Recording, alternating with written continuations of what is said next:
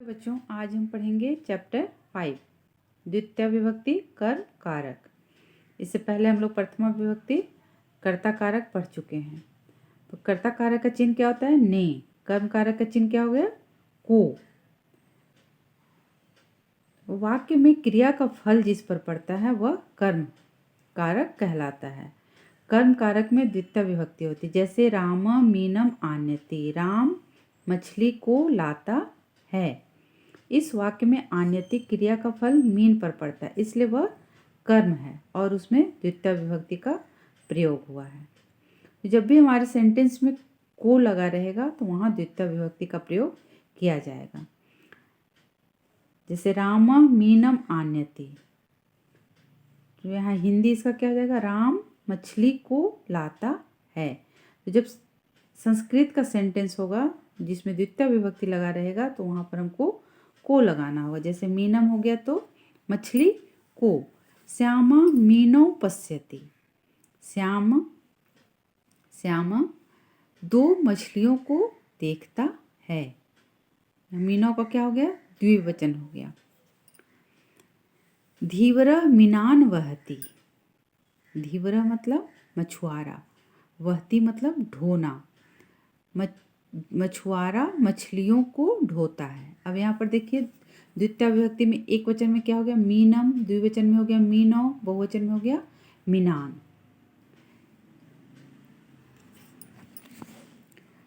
उसी तरह माता कन्याम भोजयति, माता कन्या को खिलाती है। शिक्षक कन्या पाठयति, अब कन्या का द्विवचन क्या हो गया? कन्ये। शिक्षक दो कन्या को पढ़ाते हैं। शिक्षिका कन्या पाठयति, शिक्षिका कन्याओं को मतलब बहुत सी लड़कियों को पढ़ाते हैं। अब यहाँ पर देखिए, यहाँ एक क्योंकि ये हमारा स्त्रीलिंग है इसलिए यहाँ पर किस तरह से चला? द्वितीय विभक्ति में कन्याम, कन्ये, कन्या। ये हमारा पुल्लिंग था इसलिए मीनम, मीनो, मीनान। तो पुल्लिंग में अलग होगा, स्त्रीलिंग में अलग होगा। द्वितीय विभक्ति में जिस तरह से हम लोग आगे भी देख चुके हैं, कर्ता में भी अलग अलग होता है, कर्ता कारक में भी। जैसे पुल्लिंग में हो जाता है राम, रामो, रामा, तो उसी, और लता, लते, लता। उसी तरह द्वितीय विभक्ति में भी हो गया मीनम, मीनो, मीनान, और कन्याम, कन्ये, कन्या। गोपाल पुस्तकम पठति, गोपाल पुस्तक को पढ़ता है।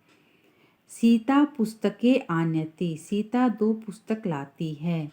गीता पुस्तकानि नयति, गीता पुस्तकों को ले जाती है। अब यहाँ पर हो गया ये हमारा नपुंसक लिंग। इसमें कैसे चला? पुस्तकम, पुस्तके, पुस्तकानि। नपुंसक लिंग में प्रथमा विभक्ति अर्थात कर्ता कारक में और कर्म कारक में एक समान चलता है उसका शब्द रूप। जैसे पुस्तकम, पुस्तके, पुस्तकानि। फलम, फले, फलानि हम लोग प्रथमा विभक्ति में पढ़े हैं, द्वितीय विभक्ति में भी उसी तरह से चलेगा। और तृतीय विभक्ति से आगे जिस तरह से पुल्लिंग का शब्द रूप चलेगा उसी तरह से नपुंसक लिंग का भी शब्द रूप चलेगा। प्रातः काल, सुबह का समय। प्रातः अहम सूर्यम नमामि, गुरुजनान च प्रणमामि। प्रातः अहम मतलब मैं सूर्य को नमस्कार करता हूँ और गुरुजनों को प्रणाम करता हूँ।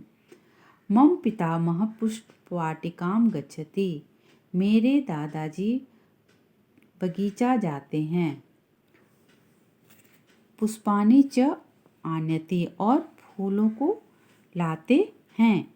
पिता पवित्रान मंत्रान पठति, पिता पवित्र मंत्रों को पढ़ते हैं। माता गृह कार्यम करोति, माता घर का काम करती है। बाला इतस्ततः धावन्ति, बच्चे इधर उधर दौड़ते हैं। क्रीडन्ति च, और खेलते हैं। वयम छात्रा विद्यालयम गच्छामः, हम सब छात्र विद्यालय को जाते हैं। भक्ता गच्छन्ति, भक्त जाते हैं। तत्र ते ईश्वरम पूजयन्ति, वहाँ वे ईश्वर को पूजते हैं। प्रातः कालः अतीव रमणीय भवति, सुबह का समय अतीव रमणीय होता है। अब यहाँ शब्दार्थ दिया हुआ उसको याद कर लीजिएगा आप लोग। आगे देखिए द्वितीय विभक्ति के रूप। पुल्लिंग में कैसे होता है, स्त्रीलिंग में क्या होता है और नपुंसकलिंग में होता है। जैसे खगम, खगौ, खगान, लताम, लते, लता, कुसुमम, कुसुमे, कुसुमानी। शब्द रूप आप लोग को याद करना होगा। अब सर्वनाम में इसका कैसे हो जाएगा द्वितीय विभक्ति में। एतत् पुल्लिंग का क्या हो जाएगा, एतम, एतौ, एतान। तत् का हो जाएगा तम, तौ, तान। किम का हो गया कम, कौ, कान। उसी तरह स्त्रीलिंग में हो जाएगा एताम, एते, एता, ताम, ते, ता, काम, के, का। नपुंसकलिंग में एतत्, एते, एतानि, तत्, ते, तानि, किम, के, कानि। द्वितीय विभक्ति के विशेष प्रयोग।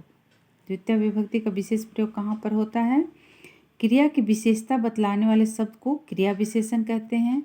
इसमें प्रायः नपुंसकलिंग द्वितीय विभक्ति एक वचन का प्रयोग होता है। जैसे कोकिला मधुरम गायति, अश्व शीघ्रम धावति। यहाँ मधुरम और शीघ्रम क्रिया विशेषण है, तो यहाँ पर द्वितीय विभक्ति लगता है क्रिया विशेषण में। विना, विदाउट के योग में भी द्वितीय विभक्ति का प्रयोग होता है। तो विद्या बिना आदर न भवति। विद्या के बिना आदर नहीं होता है। आज के लिए बस इतना ही। अगले क्लास में हम लोग अभ्यास देखेंगे।